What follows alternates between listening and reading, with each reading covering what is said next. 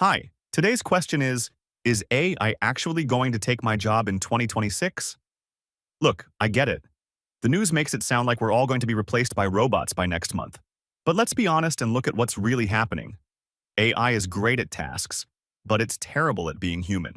If your job is just repetitive data entry or basic filing, then yes, you should be a bit concerned. But if your work involves empathy, complex problem solving, or deep human connection, you have something a machine can never replicate. Think about it. A robot can write a report, but it can't understand a client's emotions. It can generate a plan, but it doesn't have the soul or the intention, the nia, behind the work.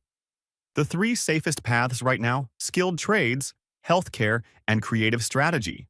Why? Because these require a human touch and real-world adaptability. My advice?